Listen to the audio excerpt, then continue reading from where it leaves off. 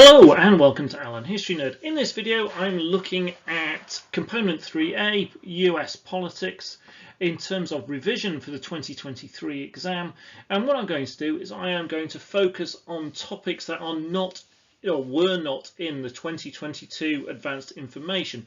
As I'm going to explain, this is not necessarily quite as straightforward as it was with Component 1 and Component 2. So what does Component 3A look like? Well, in the first part you have a choice of two explain 12-mark questions where you have to compare an element of the US and UK politics. In these you don't have to use the comparative theories. You do need to use those comparative theories in part P, which is a 12-mark analyzed question comparing the US and UK with the use of structural, rational or cultural theory. This is really unusual actually in terms of the A-level politics spec, in terms of this is the only question I think where there's no option. You have to do question 2 no matter what it's on. I think this is one way of ensuring that you cover all of the spec in terms of all the different areas of potential comparison. In the final section you do 2 out of the 3 essays on US government politics, and they are 30 marks each. So again, we get 2 30s and 2 12s. So we end up with this rather random mark out of 84. Don't know why they chose 84, but there we go. It might be that the answer to life, the universe, and everything is 42, and they just decided to double it. So that's what the paper will look like. Just to remind you, in terms of last year's paper, they looked at Congress and Parliament in terms of checks and balances. They looked at interest groups in the US and compared them to pressure groups in the UK. They looked at Prime Minister versus the President in terms of hitting their legislative goals. They did a very, very broad question asking whether the executive was the most powerful branch compared to the other two. They compared Supreme Court and Congress in protecting civil rights and constitutional rights, and they looked at elections, looking at the impact of interest groups versus parties. So the advanced information was massive. These were the bits that came out of it that actually ended up on the paper. One of the bits that's quite interesting in there is that you can see interest groups turns up both in the 12-mark section and also in the 30-mark section. So this suggests that just because something turns up in one bit doesn't mean it can't turn up in the other, particularly because they're very different styles and types of questions. So that's what was there last year. Now, question 1, component 1 and component 2 are very different to component 3. There's a couple of reasons for that. One is the question types. So there's the 2 different types of 12 markers in component 3. There aren't any 12 markers in component 1 and 2. You don't have to do an ideology question, which you do have to do in component 1 and 2. One of the differences is that the essays often incorporate multiple areas of the specification. So, for example, in 2021, question 3A was Congress and parties. Question 3B was presidential power and federalism. So one of the things they seem to be looking for is a really kind of broad understanding of US government and politics, that kind of understanding that goes across the spec. These are slightly broader and more synoptic questions in a way compared to some of the stuff that we see on particularly component 1 and also to a degree on component 2. Though component 2 asks you to bring in information from component 1. Component 3, the essay style just seems to be slightly different. The mark scheme is essentially the same, but the style of the question is a little bit different. Now, the fact that they do things like this that incorporate multiple areas meant actually that very, very little was missed out of the advanced information last year, much to the frustration of teachers like myself and my students, and I imagine students on all other centres as well. And one of the reasons why it caused frustration is that the specification is huge, and we will go, hopefully they'll tell us that we don't have to do some elements of what we haven't taught so far, and everything we haven't taught so far was in. So that was just a bit of a thing for last year, but again, it highlights, because of the way the questions are asked, that often bring in multiple areas of the specification, that it's difficult to kind of narrow it down and go, oh, those will be something very precisely on this. So when you're revising topics, you need to think about how all the different topics link and compare. So if you're doing power of Congress, we'll think about the power of the other two branches that you might have to compare it to. If you're looking at the Supreme Court and rights, think about, well, what other parts of the spec impact on rights, so interest groups or Congress. And one of the good bits of good news about all of this is that the nature of the US politics means that essentially the Constitution is at the centre of everything. And it divides up power and it divides up responsibility, and that this should help, because you should be thinking about the interactions and the individualized powers of these different groups, and they all have to operate between the constraints that the Constitution sets out. So there are competing branches, there are multiple points at which people and groups can seek to influence decisions, and some of that is because there's both federal and state government, some of that is because you can access 3 different branches. So in the UK, when we have a system where really if you want to change something, then you need to impact on the government, the party in power, and persuade them, whilst in the US you often have divided government. So although the president might not be inclined to listen to you, Congress might, or vice versa, and it might not be the House, but it might be the Senate, or vice versa. And if you can't get things through there, then you might want to use the courts, and the Supreme Court can have a big impact, or the lower courts. It might be that you can get things done at state level if you can't get it at federal, and state governments hold power of lots of different things. So there's lots of different ways in which the American system kind of interacts, and the understanding of that overall big picture and exactly how everything connects together and the comparative strength and weakness of the different parts of the system is really important. Obviously, you're going to need your exam skills, and again, just to remind you, on the channel there are a series of these. So there's how to do the 12-mark explain questions, how to do the 12-mark analyze questions, and then there's another video going into more detail on some of the comparative approaches, and then it's the same 30-mark skills as you had with component 1 and 2. So just a reminder again, if you're worried about skills, they're the place to go for those things. As I said before, I'm going to go through the stuff that wasn't on the advanced information last year. It won't look like a huge amount. Hopefully, I'm trying to go into some of them in quite a bit of detail, so you've got some stuff to help you. But don't be pulled into thinking that this is just the stuff that's going to be on the exam. There's absolutely no guarantee of that at all, and they can ask about things in very different ways. So the stuff that wasn't on last year is not guaranteed to be on this year, so that doesn't necessarily follow. Also, don't ignore the areas that were in the advanced information last year. Some of it will have to be used this year, especially given the broad nature of some of the 3A essays. And with that, I would suggest, as well as looking at this video, you look at the advanced information video from last year as well, because then you'll get all of it. Now, on the channel, I cover every single bullet point in the spec, so there are videos on absolutely all of it, and hopefully one of the things that will help you with the revision is working your way through those content videos and thinking about that content as you go through.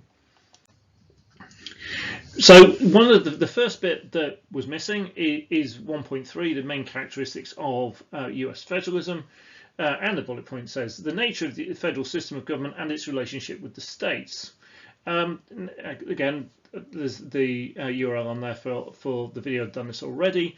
Now, federalism seems quite a possible area, especially given 1.3 wasn't on there, and then there's one of the 2 bullet points in 1.4, which wasn't on there as well, that connects with it.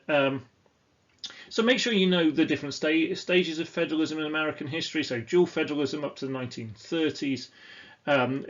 Cooperative federalism, which kind of has largely happened since, with a mixture of new federalism, which was introduced under Nixon and continued under Reagan, and we kind of get a combination of the 3 of those today.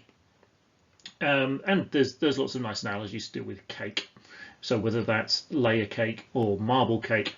So you need to make sure you've got examples from recent presidents in terms of changing approaches to federalism. And there's also links here to the party, so ideological standpoint on federalism.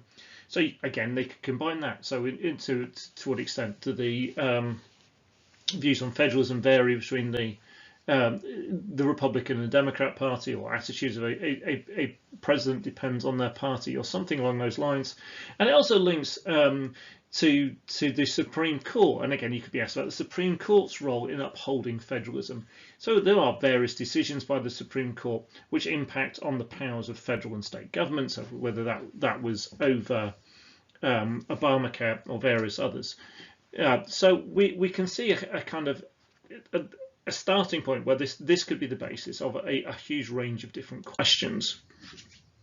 So in 1.4 it says to the debates around the extent to which the USA remains federal today. So in that, what I'm going to do in the next part of the video, so I'm just going to go through some of the stuff about some of the most recent presidents, so it gives you kind of a good basis of things to go back to.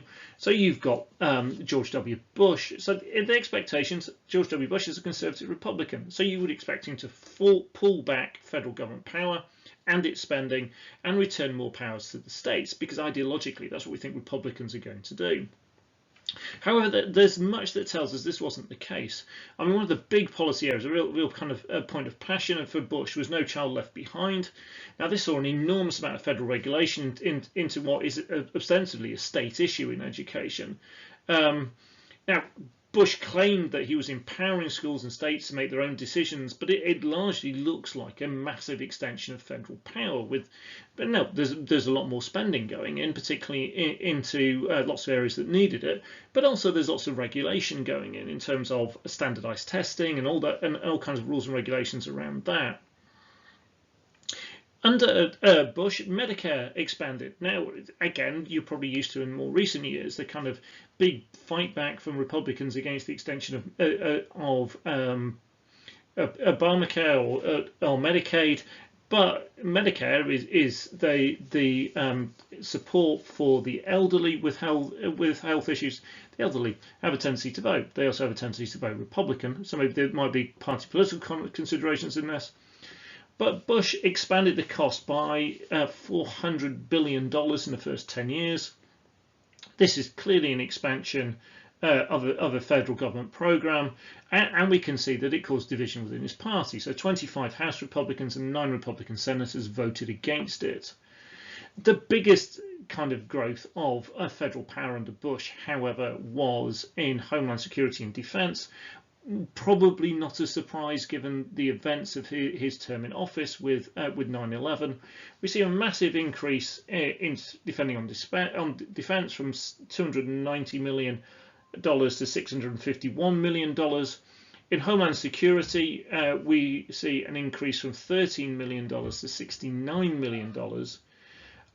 On the economy and jobs, we see a big jump in the federal government's intervention here. They took control of Fannie Mae and Freddie Mac, which are these two companies that controlled about half of the mortgage debt in America, which left the federal government liable for about $6 trillion of mortgage liability. And then this was followed by a $700 billion Wall Street bailout. So we are seeing here a gigantic amount of government intervention, and the scale of this is really quite remarkable. So Bush, you would imagine, and from the way he spoke about things, was very much a kind of states' rights, pull back the federal state. But in reality, he did probably more than most other recent presidents in terms of extending the power of federal government. And there was ultimately a great deal of concern about some of these extensions in Homeland Security in particular, and things like the Patriot Act and things like that in terms of the growing power of the federal government. So Obama, it's kind of the opposite in a way, that we would expect him to increase the role of federal government, especially in healthcare, which was the key issue he spoke about. He also had to deal with a huge economic crisis, so he signed a stimulus package that was worth $246 billion in 2009. This money went directly to states to spend. In healthcare, the spending was largely done by the states. On Medicaid, the money came through from federal government. And there's this argument that essentially in this area Obama went too far in extending the power of federal government. The fact that states had to participate in reforms or risk losing all Medicaid funding was seen as by some as the end of federalism, and was challenged in the courts by Republicans in Congress and by the Tea Party. that key faction. The Supreme Court case, the National Federation Independent Businesses versus Celebius, struck down some aspects of Obamacare, and what it essentially said is that what Obama was doing was he was coercing the states, or federal government was coercing the states rather than trying to persuade them, and that constitutionally went too far. However, it did essentially, in all other aspects, uphold the Affordable Care Act and the principle of federal control over healthcare. So we see a degree of defeat and a degree of victory in that for Obama. And again, we see how live the issue of federalism and federal government power versus state power has been in recent years in the US. This is also seen in the executive orders. So DACA and DAPA, which 2012 and 2014. So this was to do with undocumented migrants. So first of all, children who come into the States without documents, and then later on their parents in 2014. And both of these were seen by the Republicans as federal overstretch and was struck down in part by the United States versus Texas in 2016 due to the costs implications to the states.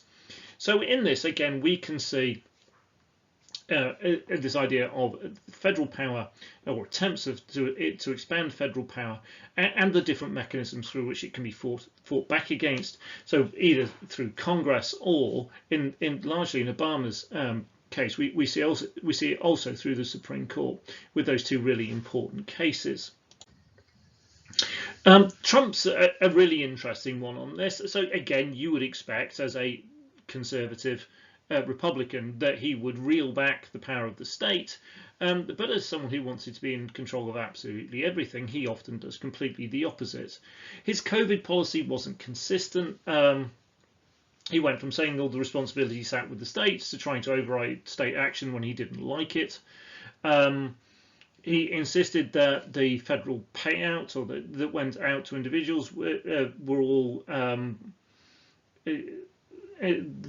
in his name, had his name on the check essentially. So he wanted to take credit for it, though he'd seemingly opposed elements of it and then decided it was a great idea, but then opposed it when other people did it.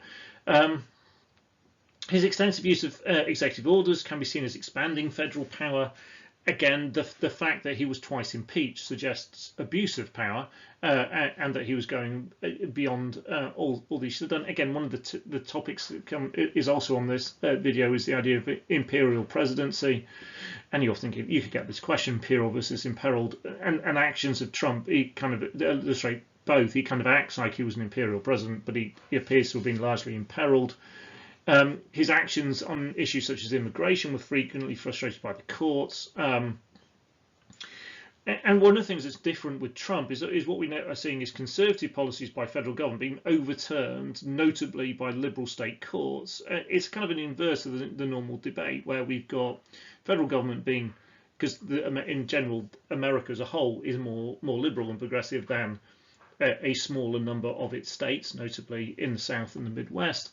So normally it's that group kind of going, you're going too fast or going too far, and we're going to use states' rights as a basis for fighting against that change. And what we saw under Trump was the other way around, where we saw a lot of the more liberal progressive states going, your policies are too conservative, we dislike them, and we're going to stop them. So one of the best examples of this is 16 states filing suits to stop the building of the wall, and it's been upheld in a district court due to executive overreach, and then again it's a case that ultimately ended up in the Supreme Court as well, and the decision was paused. So we can see here a kind of a change with Trump. Again, it's difficult because probably at a time where maybe he would have wanted to give more powers back to the states, but with the circumstances that he had, particularly with COVID, it was difficult necessarily to do that, although he tried kind of sometimes and then not at others on that issue.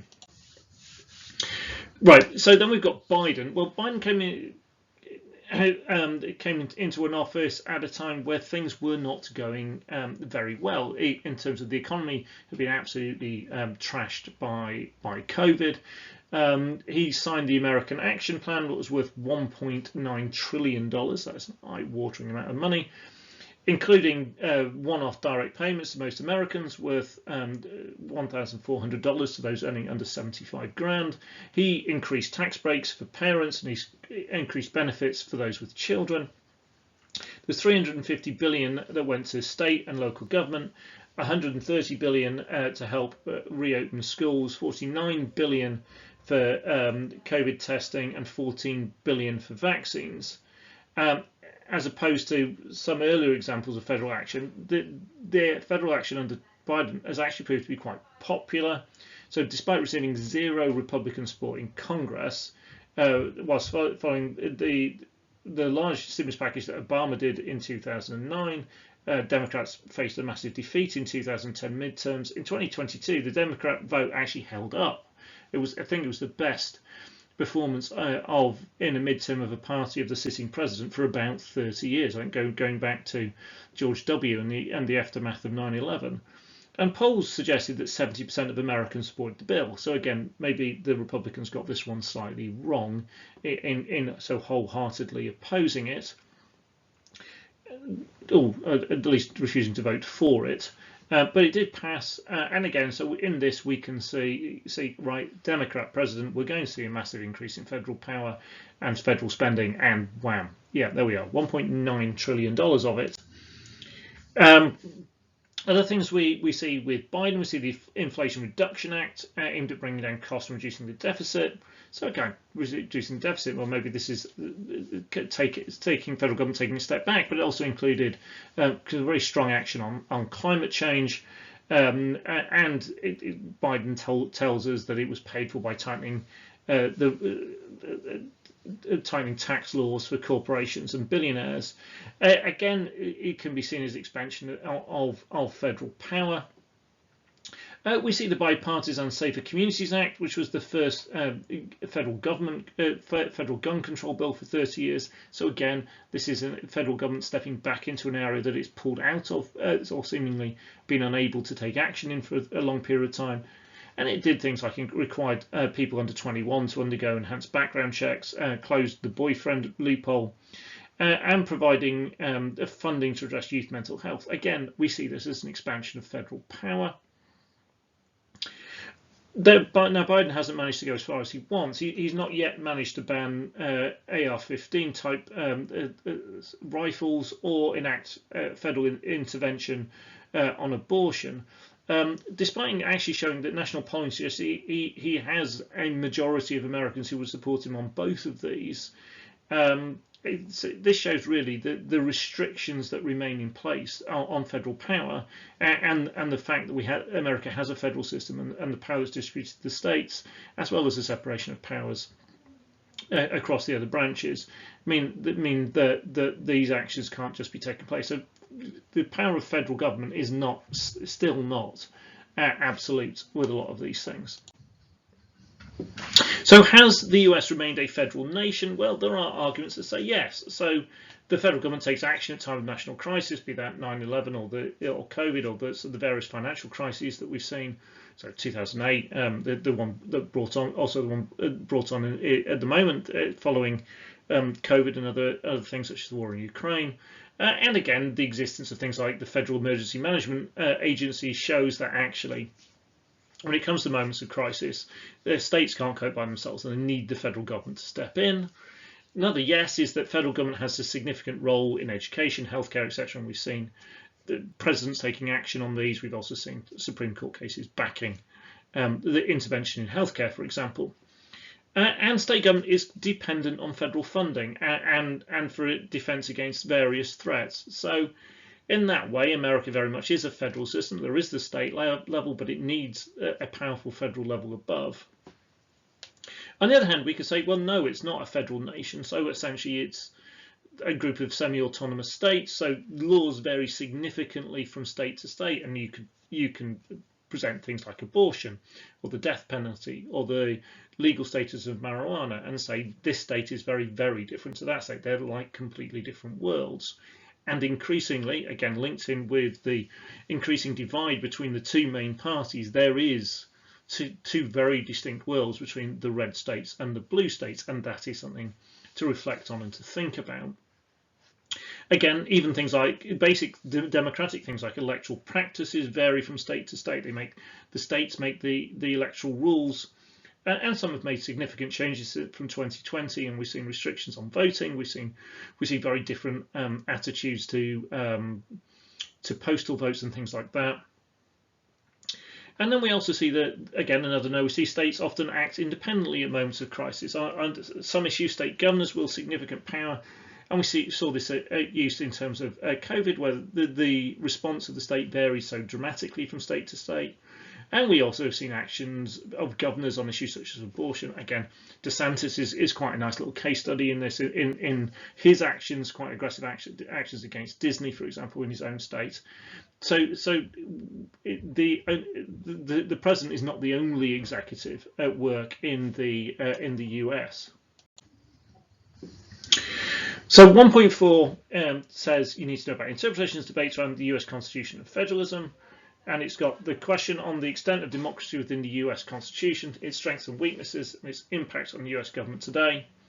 And then we've got the bit about debates around the extent to which the US remains a federal today. So I've done that second one, I've already covered. So the first one is about the strength of democracy within the Constitution. So there are weaknesses with the Constitution. So, for example, the need for super majorities for things like amendments, which leads to huge frustration for the majority a lot of the time, where you get kind of tyranny of the minority in the states often, where small groups with vested interest in things like gun control can hold up the legislation for the rest of the country. You can argue vagueness in the Constitution gives too much power to the Supreme Court, an unelected body. So Roe versus Wade, and then also Roe versus Wade being overturned in Dobbs versus Jackson. Again, both of these are, depending on which side of the political spectrum on in the states, you can argue that either one of these is an extent where the Supreme Court's overstepping its power, either doing it in the first place or getting rid of it. And we see this again with Article 2 of the Constitution not really defining kind of the roles in terms of foreign policy, which has led to the president massively extending his power over time in this area. You also see problems such as separation of powers leading to gridlock, meaning that few bills pass. And you can talk about in modern era, it's somewhere roughly between 2 and 3% of bills actually pass, and so it suggests that what the people want doesn't actually happen. And there are arguments about the failure to fully uphold the rights of minorities in the US. So Shelby County versus Holder in 2013 ended protection of voting rights in some states that had been put in place in 1965. The Black Lives movement following the death of George Floyd highlights there is still a very significant distance to travel in terms of protecting minority rights in the US, and again that links with stuff that you've done in the section on rights and race. There are strengths. It's difficult to amend the Constitution. This stops short-term trends having a long-term impact, it is argued. Vagueness can be good. So, for example, Obergefell versus Hodges in 2015 allowed same-sex marriage. Carpenter versus the US ruling on warrants for cell phone location data both allowed the Constitution to be updated in things that would not have been considered by the founding fathers all the way back when they did it. And rights are upheld, in particular by the Bill of Rights. Whether you agree with all those rights or not might be another matter, but they are upheld by it. Separation of powers, you can argue, is a strength, as it stops any one person or branch dominating. And the checks and balances work ultimately to ensure that the will of the people is done. So you've got opposing bits on all the different elements, or several key elements of the Constitution there, and essentially you just have to weigh up which side is stronger. So is separation of powers a bad thing because of gridlock, or is separation of powers a good thing because it stops any particular branch dominating? Does the will of the people happen, or is actually the will of the people frustrated because you can't change the Constitution, etc., etc., very easily? So there's lots of interesting stuff in there, good basis for questions, and linked in with lots of other bits of the specification. The next bit that was missing in 2022 is 3.4, interpretations and debates of the US presidency. So how effectively they have achieved their aims, the idea of the imperial presidency, the extent of presidential accountability to Congress, and the role of power of the president in foreign policy, and with all of these with reference to presidents since 1992. Well, there's a wealth of potential questions in here. For example, the fourth bullet point on the role of president in foreign policy was asked in 2019, so it was presidential power versus congressional power on foreign policy. And there's lots of good stuff in there in terms of declaring war and commander-in-chief and lots of examples and things to look at. The other three are very closely linked together, and again, these are areas you should have a wealth of information in, not only from having studied the president, but also from having studied Congress in particular. And you need to make sure you've just got plenty of examples to support your arguments on these topics. So in terms of presidential power, whether they are imperial or not, about them achieving their aims, about their accountability to Congress, think about things like the time within the president's term. So they tend to be at their most powerful in the first 100 days. They are often severely weakened after a midterm, and towards the end of their presidential term, particularly if it's their second term, you often get what are referred to as lame ducks, where they're almost left with no ability to really do very much, if anything at all. Again, a lot of people might point to, for example, the end of Obama's term in terms of that. One of the things I get my students to do is to plot graphs to show how power varies across the time of a presidency in general. It's also worth doing this, I think, individually for recent presidents, because then you can build in some of the other factors that can have an impact. So, for example, united versus divided government is a massive issue in this. The arithmetic in Congress has a massive impact on how well a president can or cannot get their job done. There might be a major national event that is handled well or badly by a president. So often people look at 9/11 under Bush and massive increase in his power versus Trump and COVID and the massive demise of his power. The size of an actual victory it can be really big. For example, Trump failed to win the popular vote in 2016. So although he starts with the united government, he doesn't achieve the kind of things you would normally expect a president with a united government to do, and part of that is because it wasn't clear that he had a huge mandate for what he wanted to do. And through a presidential term, high or low levels of approving ratings can have a significant impact in how Congress responds to a president and how strong the president's chances are of getting things through. So if the president's doing something and it has a high approval rating, then Congress is more likely to do it, and particularly if that particular issue is polling well. And there are some really big powers that Congress has that can impact on the power of a president. So I think the biggest of these is the power of the purse. So the president can say, I'm going to do this, and it's all well and good unless it costs dollars, at which point Congress can stop them by going, you're not having any dollars to do that. The power of committees to investigate and scrutinise what the actions of government and government departments is a really big one. One which I always think is a bit of a technical one is that the president has almost seemingly full control of foreign policy, but they can't declare war. Having said that, as I always point out to my students, America last did this in 1941, and it hasn't been all peace since then. The power to impeach, which obviously is a really kind of hot topic in recent years with the two impeachments of Trump. And the power to reject and support nominations for positions, for example, in cabinet or on the Supreme Court, and of international treaties as well, which has led some presidents to go down the line of executive agreements because if they're not confident they've got the Senate. So not having the Senate can be a really, really big issue if you've got nominations to make and treaties to sign. So the arithmetic, I think, is probably the biggest one on this, but there are lots of things that play into it. The personality of the president can be it. So someone like Trump might struggle more because although the people who love them really, really love them, the people who they don't like, they're not going to be able to persuade. Someone who's more moderate and really experienced in terms of the political structures and knows the Senate and Congress really well, like Biden, he worked effectively often for for Obama in terms of getting stuff through Congress, and things like some of the bipartisan actions that he's managed to take as president suggests that maybe someone with a more who is more moderate and who's got more experience, someone like Biden, maybe they're more successful in these areas.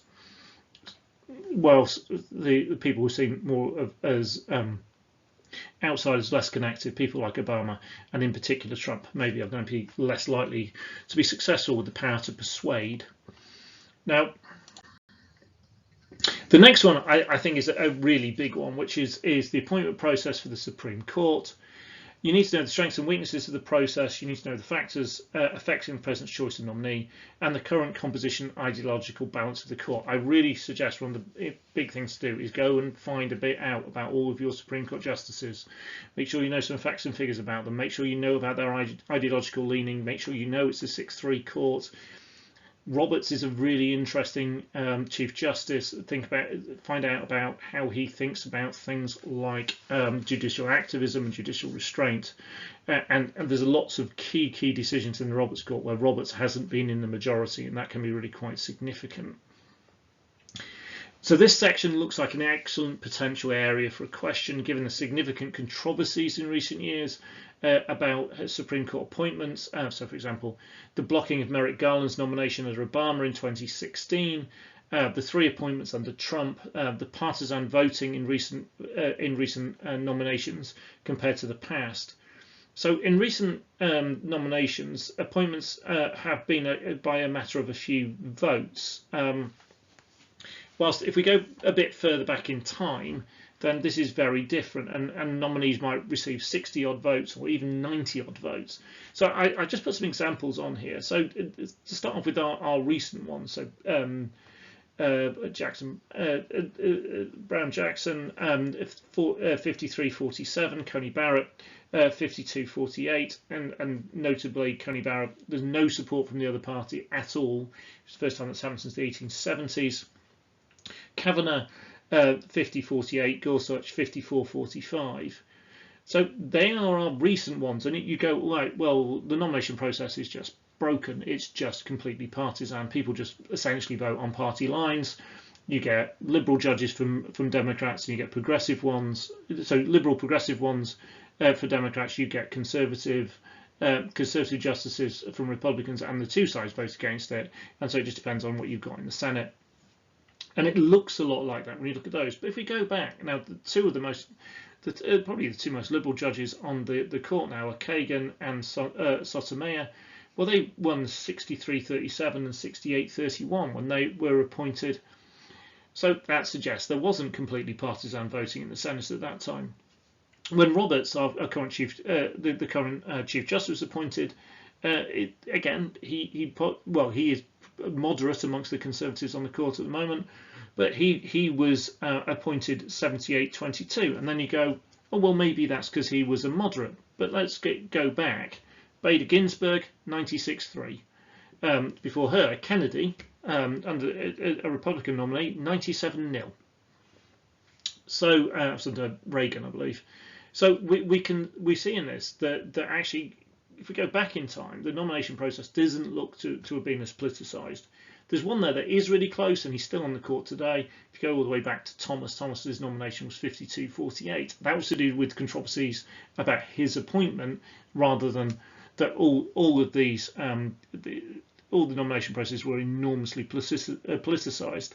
So that is an interesting change, and that's something to get your teeth into, I think, in terms of appointments into the Supreme Court.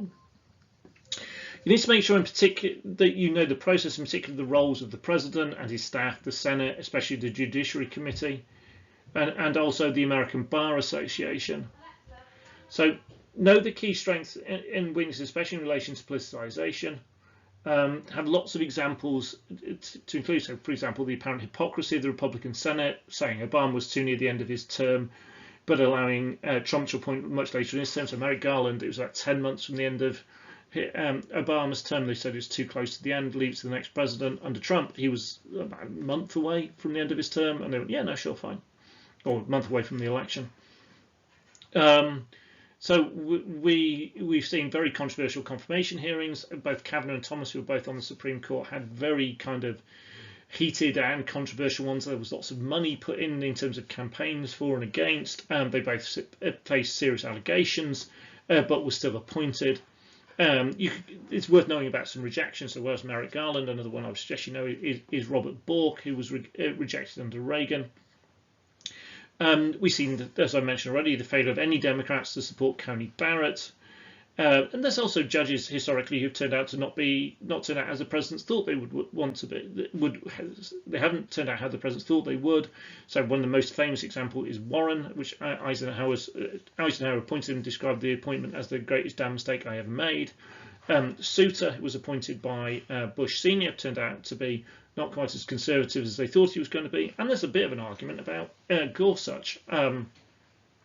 So who wrote the majority report supporting the extension of the 1964 Civil Rights Act to sexuality and gender identity in Bostock versus Clayton County. Again, maybe not something you would expect to see from a Trump-appointed judge. Also, you need to be able to talk about the impact we've already seen, for example, of Trump's appointments. So, and again, why this makes the appointment process so important. So, for example, the ending of Roe versus Wade. And now we'll look at some of the aspects left out of the comparison section.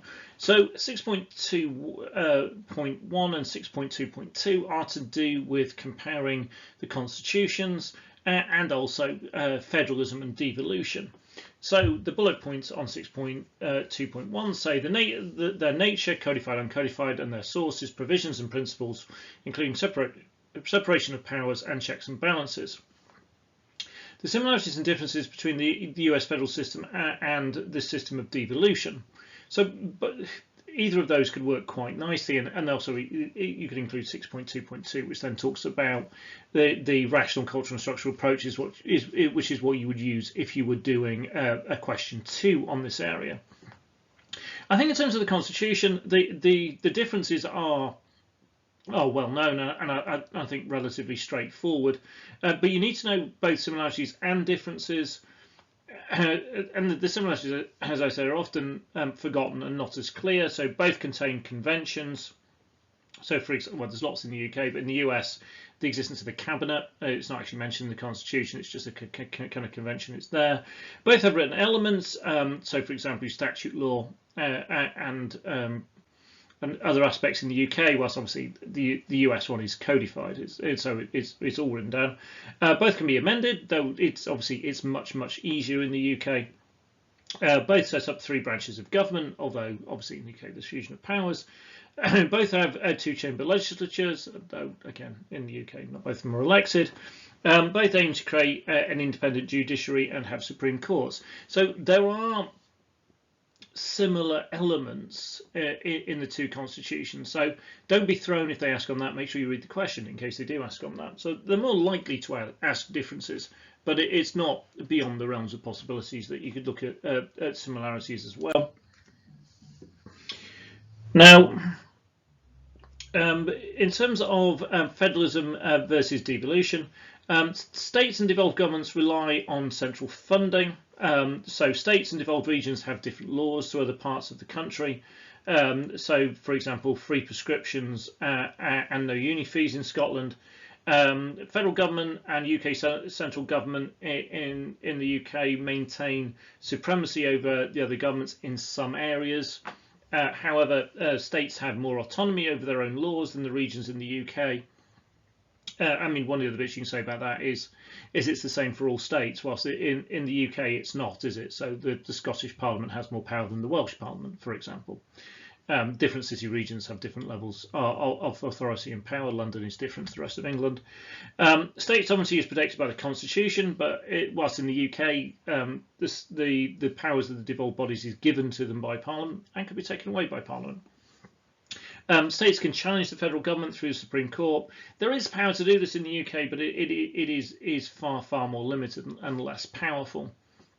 So again, just to give you there a bit of a run through of some of the potential areas for similarity and differences in terms of federal and devolution, which again would make a lovely question, either a question 1 or a question 2. So some of the things that they might ask: examine the differences between the US and UK Constitution, examine the way the US Constitution provides more checks and balances than the UK Constitution, examine the differences between federalism and in the US and devolution in the UK. So then you might have something it's more kind of specific in a question to analyse how separation of powers differs from the US to the UK, analyse how devolution in the UK operates differently to federalism in the US. So again, it's worth practicing questions, and there's no guarantee either this area will turn up. But again, it's the more practice that you get, the better. And it's just thinking about these things in these different ways, and making sure you've got a kind of a plan in terms of different things you would talk about, different similarities, different differences, examples, and information you would bring in. The other area is 6.2.7 and 6.2.8, and this is all to do with the Supreme Court and rights. So the basis and relative extent of their powers, the relative independence of the Supreme Court in the US and the UK, the effectiveness of protection of rights in each country, the effectiveness of interest groups in the protection of rights in the US and the USA.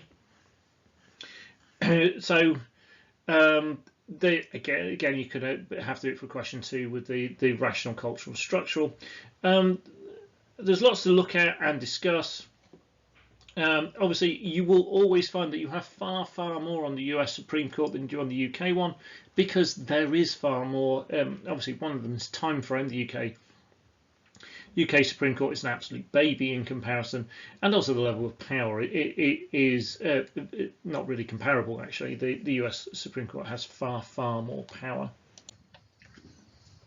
In terms of possible questions, you need to think about things like, can you explain the basis of power of the UK and US Supreme Court? So on that, you've got the UK Supreme Court is created by Parliament. The US Supreme Court's power is set back to the Constitution. Explain why interest groups play a more significant part in protecting rights than the UK counterparts, UK pressure groups. Well, no, that's about points of points they can have impact on the political system. So again, as we said earlier, really in the UK, I mean, you've got Westminster, and maybe if it's a devolved issue, the devolved parliaments. But in the US, you've got state level, you've got federal level. At federal level, you've got Congress, you've got 2 houses of Congress, you've got the executive. So you've got lots more different ways in. The fact that there's an entrenched codified constitution means that there is a much simpler, more straightforward framework through which the interest groups can work, and the use of the courts is a really big bit in the States in terms of the way that interest groups work. You've also then got the role that they can play in funding of campaigns and parties, and that's a massive impact they can have as well, and advertising to bring out to block amendments or to campaign against bills in Congress, and all those kind of things. The fact that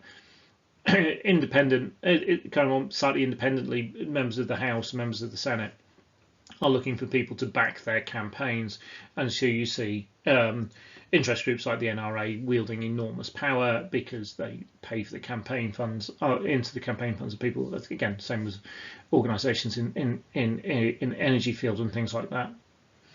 So analyse how the independence of the US and Supreme Courts differ. So that could be to do with appointments, it could be to do with the tenure, it can be to do with how they operate. Make sure you've got examples and things. So I mean, it's even much harder for the US government to ignore Supreme Court judgments than it is the UK. But we have seen the UK clip the wings of prime ministers recently, notably Boris Johnson over the proroguing of Parliament. So analyse how the US court is more effective than the UK Supreme Court in protecting rights. And again, there's constitutional reasons for why that's different, and then you'd be looking at examples of things that the Supreme Court has done both to protect and limit rights in the US, and then actions taken in the UK as well, and things like the Human Rights Acts and stuff like that underline a lot of those issues. So again, a rather epic one. Thank you very much for watching. I hope that's been helpful. I know there's been lots of people asking me, either sending me messages or asking directly on the channel about, can we please have a component 3 revision 1. So here it has been. I hope it's proved to be helpful and what people wanted. As I say, the component 3 paper is probably the hardest to predict, but hopefully some of the stuff I've gone through today will come up and will prove helpful. The whole spec, the whole specification for 3A is covered on the channel. So there's knowledge videos on all the different bits and the skills videos on all of that. So there should be lots and lots on Allen History Nerd to help you get through this final politics exam of the year. Thank you very much for watching.